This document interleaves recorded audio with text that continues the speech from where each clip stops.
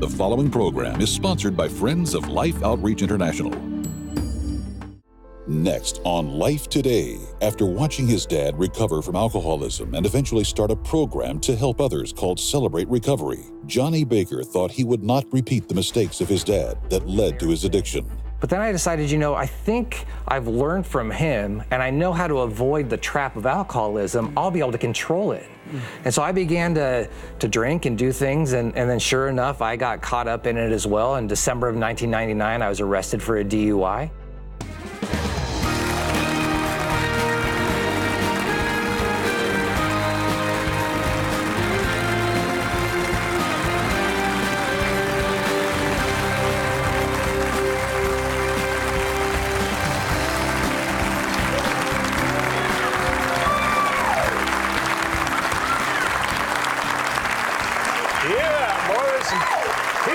Somebody out there likes freedom. That word freedom, listen, if you've ever not been free, freedom is pretty special. Ask somebody who gets out of jail. Ask anybody that's ever been addicted or hooked or beat down or really freed from depression and heartache and just hurt and bitterness. The road to freedom. I'm James Robinson. Betty and I welcome you to Life Today. And Johnny Baker is pastor, national director of Celebrate Recovery. And actually, his dad, Johnny Baker, launched Celebrate Recovery. And it ends up his kid needs recovery. I mean, the kid's in the mess. And he needed healing from his hurts, his hang-ups, and his habits. And by the way, it's the kid that wrote this book. And he is now the national director of this freedom ministry that the freedom leaders' kid needed. Amen. And you need to hear the story. So would you welcome Johnny Baker to Life Today? Johnny, good to see you, buddy. Thanks for having me. All right, now you're out at a little struggling church out there, Saddleback, out there where Rick Warren is, right? Small little place, yeah. Well, you give my love and regards to the family. They are a great couple, and I know they've had heartache big time too, like all of us do, especially those of us who've lost a child. All right, now here Dad has started a ministry, Celebrate Recovery, which is getting people set free from all sorts of addiction. I mean, it was as though he took the positives of Alcoholics Anonymous because he was an alcoholic. Right. And he saw the positives, but it was almost like he added some things to it that made it so much more effective. And of course, that was the power of God and the gospel of Jesus Christ. And now, I want you to just tell us how it is that you saw his life right. before and after, I'm sure, but tell us about your journey. Yeah, so like you said, my parents started Celebrate Recovery in 1991 at our church, Saddleback, and it was after they'd been separated for 13 months. And my mom said either get counseling or get out, and he left. And after going through AA himself and finding sobriety, he came back, and they began to restore their marriage. And in that process, he did something that's part of recovery. He made his amends to us, and it was the first time he ever said sorry without excusing or trying to tell me how it was going to be different. He just said, I'm sorry for the damage I've done to our family. And that was when I realized he was different, but then he did something really different. He said, can I come to church with you? See, we had stopped asking him to go to church, and we had started going to Saddleback, and he wanted to come with us, and he had that experience that a lot of people have when they hear Pastor Rick speak. He felt like he was speaking right to him. And after a while of going to church there, he looked around our church and he said, there's got to be more people like me and our family who are struggling with an issue. And so he sat down and he wrote Pastor Rick a short 13-page single-space letter. Now, I say he wrote, but as the two of you doing ministry together, he dictated, she typed, and they sent it to Pastor Rick, knowing that Rick would find the right person to do this ministry. About a week later, he found himself in his office, and Pastor Rick said, great, John, do it. And Celebrate Recovery was born. Wow. But it was really for our family and people like us at our church. And then God has taken it and turned it into this ministry. It's in 30,000 churches all over the world. And I went through it as a teenager. I was the first leader of the teenagers group, which we should have just called Complain About Your Parents, because that's all we did. And I went through it as a child of an alcoholic. Years later, I walked away from the church. I'd walked away from Celebrate Recovery. I'd watched them do it and thought it was really their thing. But then I decided, I think I've learned from him and I know how to avoid the trap of alcoholism. I'll be able to control it. And so I began to drink and do things. And then sure enough, I got caught up in it as well. In December of 1999, I was arrested for a DUI. And I wish that I could say that was the beginning of my recovery journey, but it wasn't. It took another few years until actually my wife got pregnant with our oldest daughter. And I thought about becoming a dad, and I thought, I don't want to bring alcoholism into my family the way it was for me when I was a kid. And so that's when I called my dad and I said, I don't know how to stop drinking, but I know I need help. And I began attending Celebrate Recovery for my alcoholism, and my life was changed again. So you actually went into the ministry that your dad had started and found the help. Yeah. Now, how long did you just stay in the growth process before suddenly you found yourself going into a leadership role? It was about a year that I was just in the recovery program just for me, where I was able to focus on just that. And then I felt called into ministry. And I'll never forget, I was driving down this toll road in California, and I felt God say that he wanted me to get into ministry. So I turned the radio off because I figured his voice was coming through the radio. And that didn't work. And so I began seeking out different ministry opportunities, and door after door after door was just shut in my face, until eventually my dad said, hey, if you're willing to do some of the things you're thinking about doing, would you ever think about coming to work at Celebrate Recovery? See, we both wanted it, but we both wanted it to be the other person's idea. And so when he invited me to come along, then I started working, answering phones and emails and learning the ministry from a different area, and then slowly but surely began stepping into more and more roles. So what do you do now? Do you travel, or do you stay primarily there, or you go and try to help other churches and other groups set it up? Yeah, we do both. So we have our program that meets at Saddleback every Friday night, 52 weeks a year. Even if that Friday night is Christmas, we're going to have Celebrate Recovery. And I run that ministry. But we also do about 15 what we call one-day training conferences all around the country. And then we do summits twice a year as well, where we have a few thousand people come to 2 different events. When you wrote this book, Betty, here's some things that it's amazing, the 10 life lessons. But I think this one right here is a biggie. You'll have to read it for me. No glasses. Well, this is really a biggie, Betty. You got to admit you have a problem. You just did.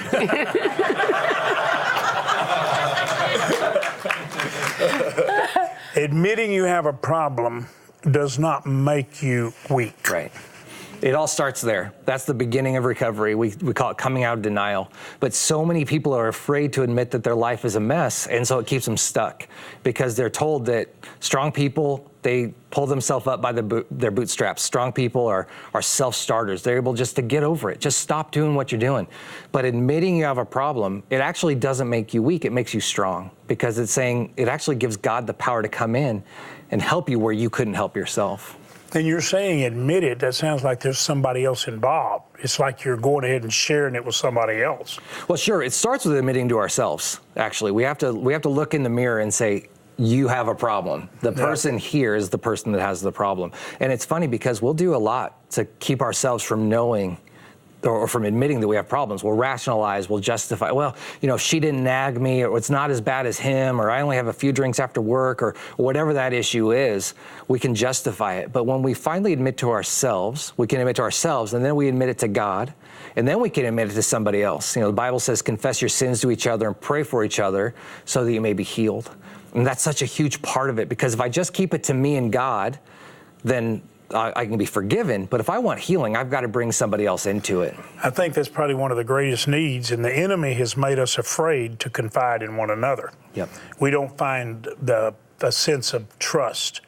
And really, too sad to say, but true, it's justifiable that a lot of people feel that way, because then when they shared their weaknesses, somebody else may spread it around. It becomes gossip, it becomes damage, right. And it just seems like that there's that tendency. Now you got social media, so it can just go like a wildfire. And it's I feel like what you're doing and what you're trying to do when you inspire other churches to do it, you're trying to create a safe place for someone to go. Not only admit to themselves I got a problem, but I can admit to you I got a problem. Right. And if I'm going to be in the arms of Jesus and Jesus is in you, then you're going to put your arms around me and help me. I think we've got to say that. I mean, we've got to say that loud and clearly and in a trustworthy manner to others. Yeah. You know, the leading preachers, leading, say, individuals over the years have felt safe coming to me and bearing their soul. Why? Right. They believe they can trust me with their life and their soul, and they can't. Right. And I've watched people get totally free. Right. But they needed somebody they could trust. They shouldn't have to come to me because I'm visible or they think I'm one of the few people you can trust. Right. You ought to be able to trust people sitting all around you. Right. You ought to be able to trust people in the church family. Now, isn't that what Celebrate Recovery tries to teach people? To become that in your own situation? It really does. And to go even a step further of not just being a safe person to receive information, but to share your information with someone else as well.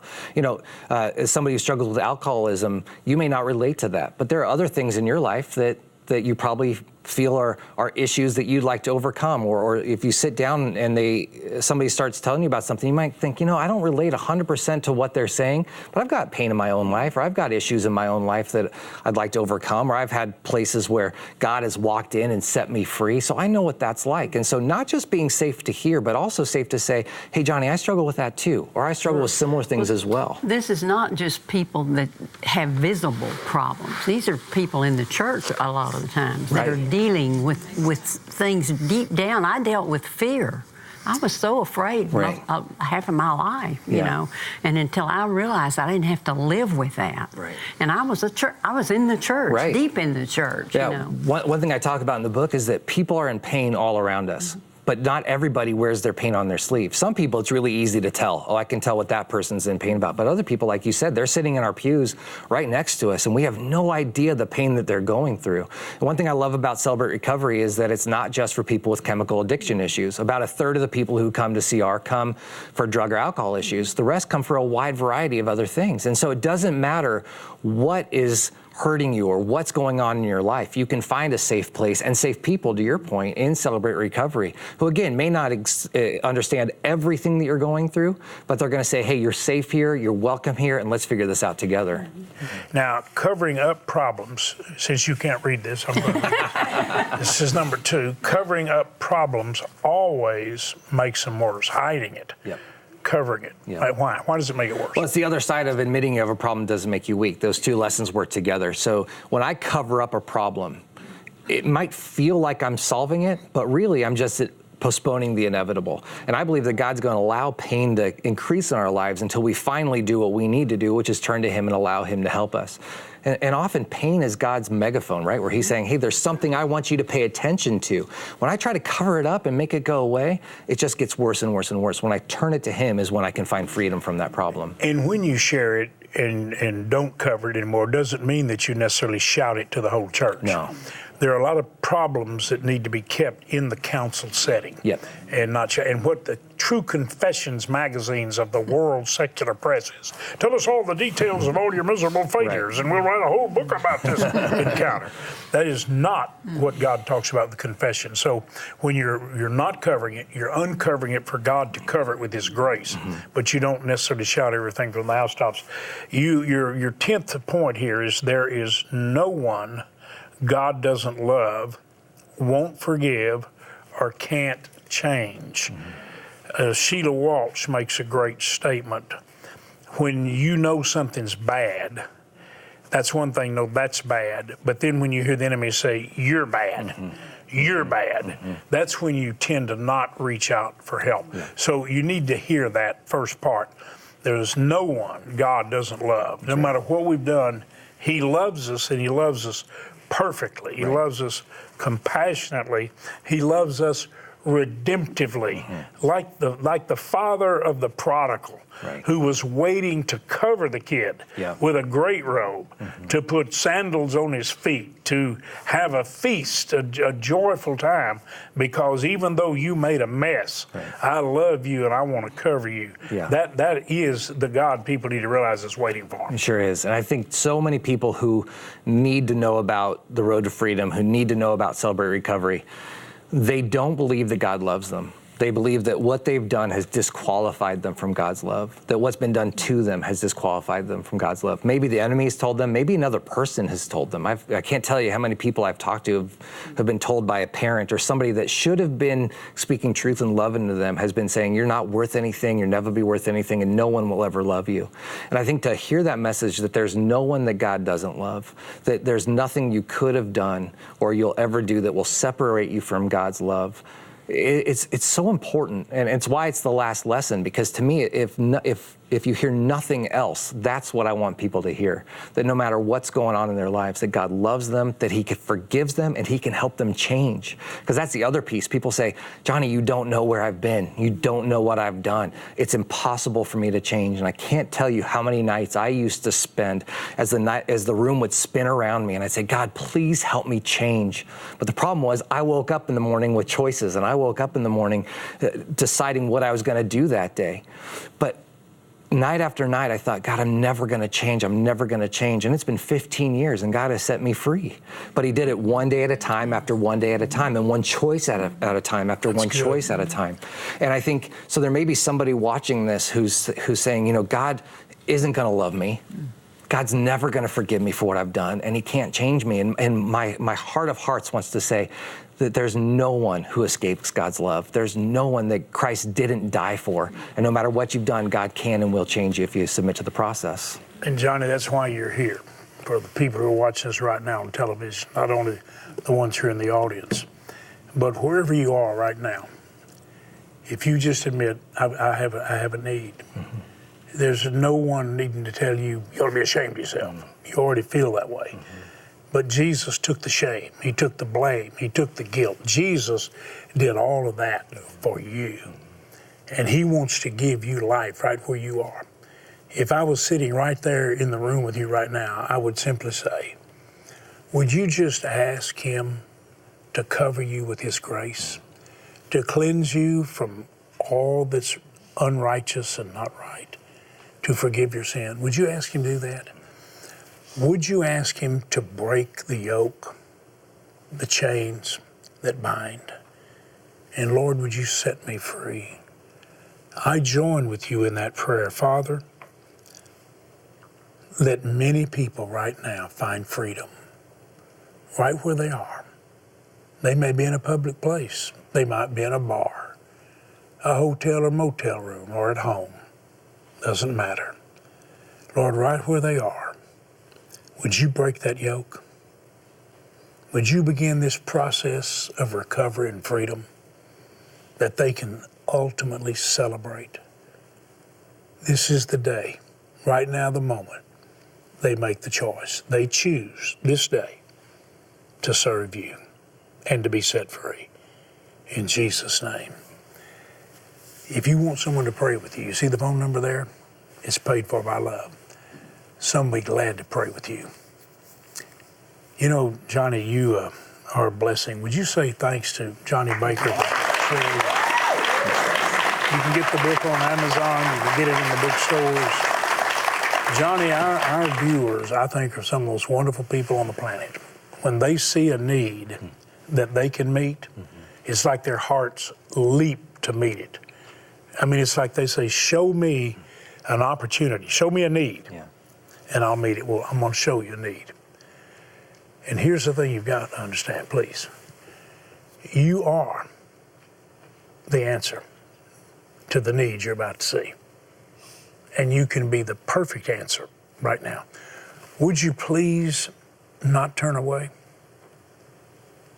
But would you look and just listen to the Father's voice and extend his hands? I believe you will. I think you're going to want to. And you're going to be someone's miracle. Watch closely. Opula wati watu wenda ndati. Kiwapiretera.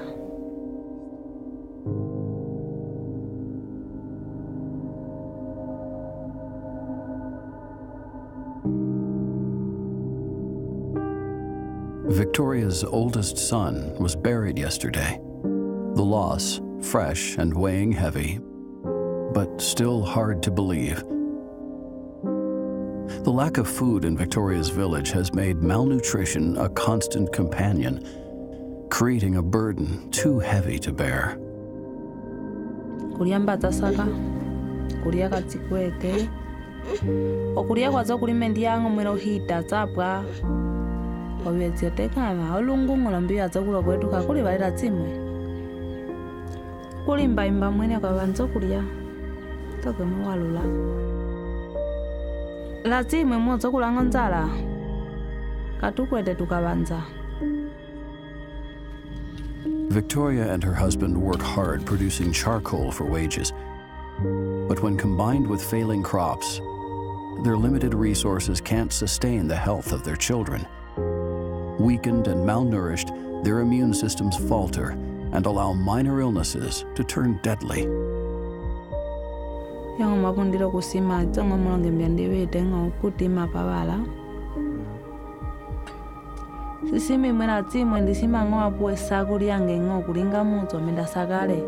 Alopo mulange pedera. Nengo le sago tukuzionga ngo maa tupo bakala. The burden Victoria bears is one expressed by so many mothers in this area of southern Africa. Their lack of resources has created a collective hopelessness.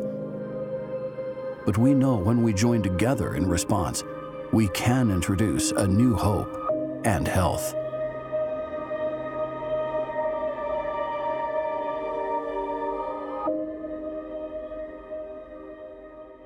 There's nothing more beautiful, Betty, than to watch a mother holding a little child.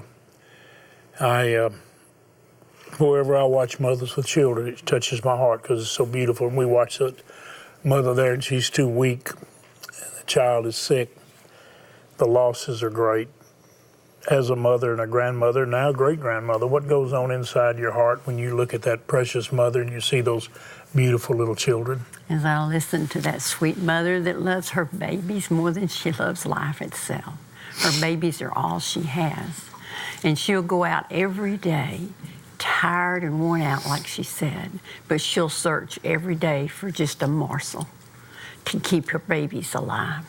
We can make that difference. These babies don't have to die before their time. This mother doesn't have to lose the only thing that she has is her children. Please join with us. Let's get the food to them. It can save their lives. And they can be productive. Children grow up. We've seen some of them later on. They grow up and they're safe and they're smart and they've learned. And we can just make the difference in it. So please join with us right now. Let's get the food to the babies. You know, this is an incredible statement of gratitude to God and to you. But we have saved the lives of now right at 15 million children and their families. That's not an exaggeration. But here's the thing you need to understand. It was one child at a time, 3 children, 5 children, 10 children, that somebody said, I'm going to be the miracle. That's not an overstatement. You become the miracle that gives life for those children and their families. It changes everything. And it's so easy to get them to hear about the love of God that you've just demonstrated, which is why they respond to the gospel. I want to see the whole continent of Africa healed. I want to see amazing grace poured out all over it. And those people learn what it is to live free and fruitful and productive. But it all starts one life at a time. Would you right now dial that phone number that's there as a prayer line for you?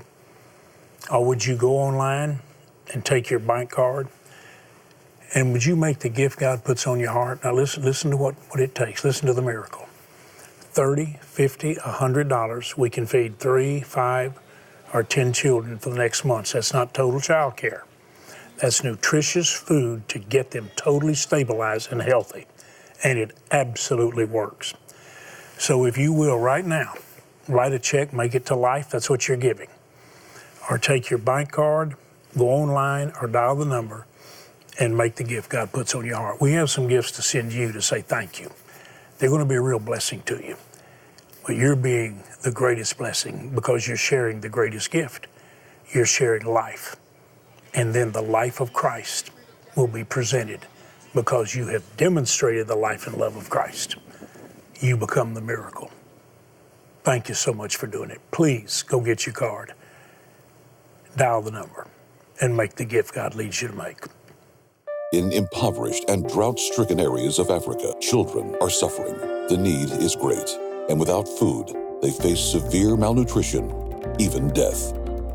Through Life's Mission Feeding Outreach, you can save lives by feeding and caring for children currently suffering in parts of Angola, Mozambique, and South Sudan. With previous reserves gone and mission feeding helping in areas with severe crop failure, we urgently need your support to replenish food supplies to reach the 400,000 children who are counting on us. Your life-saving gift of $30, $50, or $100 will help feed and care for 3, 5, or 10 children for 3 full months. With your gift of any amount, we'll send you Death-Defying Faith, the extraordinary life of miracle man Peter Pretorius. This autobiography, completed just days before his unexpected death, chronicles the thrill-seeking adventures of missionary Peter Pretorius. You will love reading how God took this ordinary man and performed extraordinary miracles throughout all of Africa. With your gift of $100 or more, request the beautiful Faith and Hope pen set, 2 beautifully crafted pens featuring the key words of Hebrews 11:1, a key verse for every believer, especially when facing adversity, trials, and challenges. Finally, with your gift of $1,000 or more to help feed and care for 100 children, be sure to request the Bridge of Faith framed canvas print by Thomas Kincaid. Please call, write, or make your gift online today.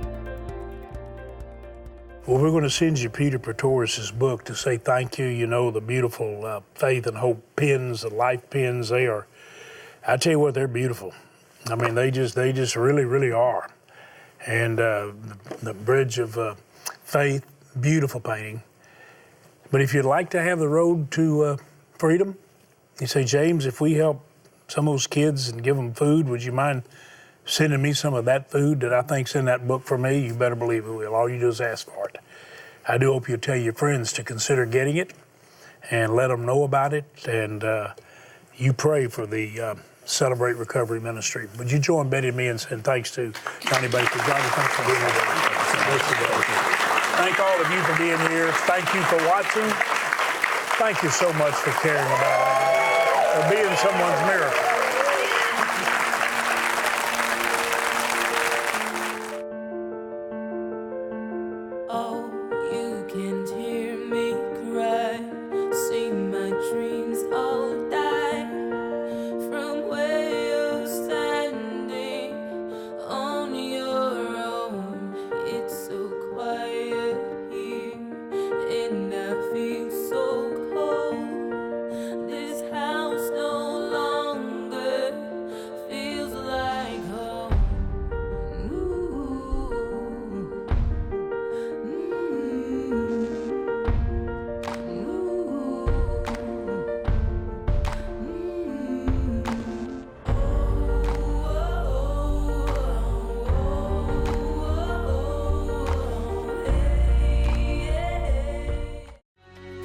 She said, I'm so sorry to tell you this, but your son is not compatible with life.